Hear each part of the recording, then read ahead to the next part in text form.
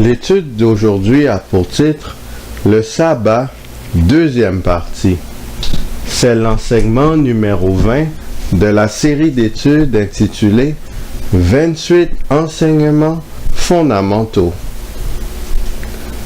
L'observation du jour du repos existait avant la proclamation des commandements de Dieu sur le mont Sinaï. L'observation du sabbat est un commandement de Dieu. Le sabbat rappelle que le Créateur est le seul vrai Dieu. Dans la présente étude, nous regardons des passages portant sur l'observation du sabbat. Nous voyons si l'institution du sabbat a évolué ou changé au fil des années. Est-ce que le sabbat est bel et bien une institution éternelle?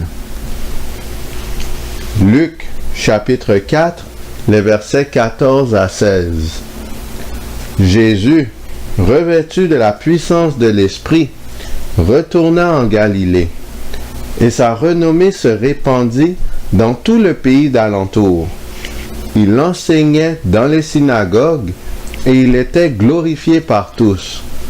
Il se rendit à Nazareth, où il avait été élevé, et, selon sa coutume, il entra dans la synagogue le jour du sabbat. Il se leva pour faire la lecture.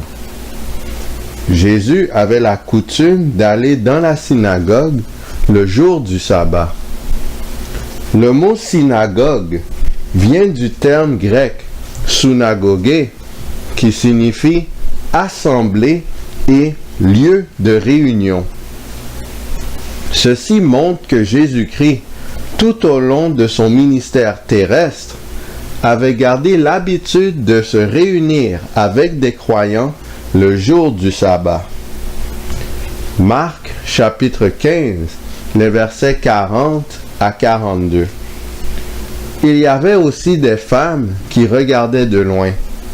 Parmi elles était Marie de Magdala, Marie, mère de Jacques le mineur, et de Jose, et Salomé, qui le suivaient et le servaient lorsqu'il était en Galilée, et plusieurs autres qui étaient montés avec lui à Jérusalem.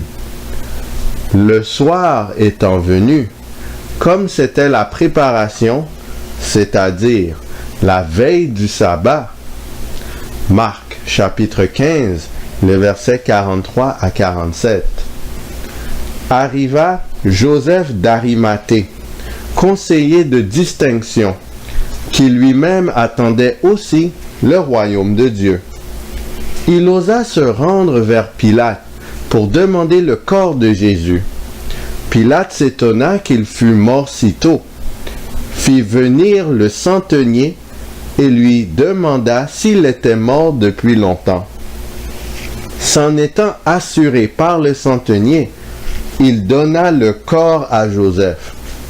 Et Joseph, ayant acheté un linceul, descendit Jésus de la croix, l'enveloppa du linceul et le déposa dans un sépulcre taillé dans le roc. Puis il roula une pierre à l'entrée du sépulcre. Marie de Magdala et Marie, mère de Jose, regardaient où on le mettait. Luc, chapitre 23, les versets 54 à 56. C'était le jour de la préparation, et le sabbat allait commencer. Les femmes qui étaient venues de la Galilée avec Jésus accompagnèrent Joseph, virent le sépulcre et la manière dont le corps de Jésus y fut déposé. Et, s'en étant retournées, elles préparèrent des aromates et des parfums. Puis elles se reposèrent le jour du sabbat, selon la loi. La mort de Jésus a eu lieu un vendredi, peu avant le coucher du soleil qui débuterait le sabbat. Après la mort de Christ, Marie de Magdala et Marie, la mère de Jose, ont préparé les parfums et les aromates avant le coucher du soleil. Ensuite, elles se sont reposées le jour du sabbat, selon la loi. La loi en question est les 10 commandements de Dieu. Malgré la mort de Jésus-Christ, les femmes qui suivaient Jésus pendant son ministère terrestre n'ont pas changé leur habitude de ne faire aucun ouvrage pendant les heures du sabbat. Ainsi, la mort de Christ n'a aucunement altéré la prérogative du sabbat de l'Éternel et par extension des commandements de Dieu. Ceux-ci devaient toujours être respectés par tous les humains. Matthieu chapitre 24, les versets 14 à 20. Cette bonne nouvelle du royaume sera prêchée dans le monde entier pour servir de témoignage à toutes les nations. Alors viendra la fin. C'est pourquoi, lorsque vous verrez l'abomination de la désolation dont a parlé le prophète Daniel, établi en lieu saint, que celui qui lit fasse attention. Alors que ceux qui seront en Judée fuient dans les montagnes, que celui qui sera sur le toit ne descende pas pour prendre ce qui est dans sa maison, et que celui qui sera dans les champs ne retourne pas en arrière pour prendre son manteau. Malheur aux femmes qui seront enceintes et à celles qui allaiteront en ces jours-là. Priez pour que votre fuite n'arrive pas en hiver, ni un jour de sabbat. Jésus a ordonné à ses disciples de prier pour que leur future fuite ne survienne pas en hiver, ni un jour de sabbat. Il est facile de comprendre pourquoi il serait inconvénient que la fuite arrive pendant l'hiver.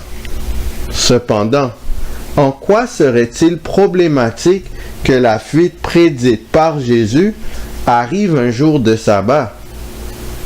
La raison est que le jour de sabbat devrait continuer d'être observé comme jour sacré à ce moment. L'excitation et la crainte durant la fuite seraient inappropriées un jour de sabbat, car les pensées des individus ne seraient pas tournées et concentrées vers Dieu. L'abomination de la dévastation dont a parlé le prophète Daniel, établi en lieu saint, représente quels événements de l'histoire humaine? Pour connaître cette réponse, je vous encourage à regarder la playlist intitulée Études bibliques et prophétiques de la chaîne L'Éternel est mon berger. Spécifiquement, la réponse se trouve dans l'étude numéro 8C, le dévastateur. Bien entendu, pour bien comprendre cette étude, il est nécessaire de visionner toutes les études précédentes dans l'ordre. Ésaïe chapitre 66, les versets 22 et 23.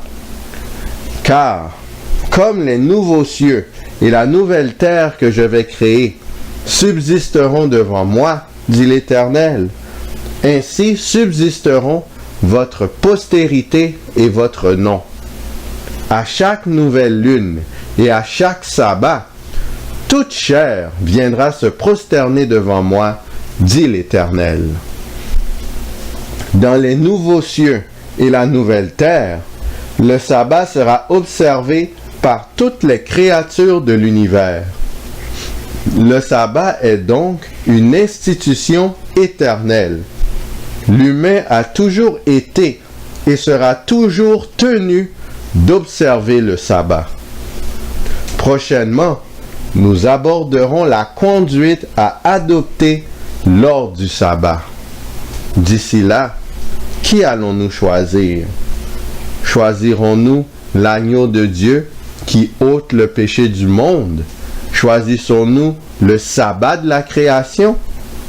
Ou au contraire, choisissons-nous de rejeter le Dieu créateur, de rejeter son saint sabbat et de rejeter toute son œuvre en faveur de l'humanité? Choisissons de suivre l'agneau partout où il va.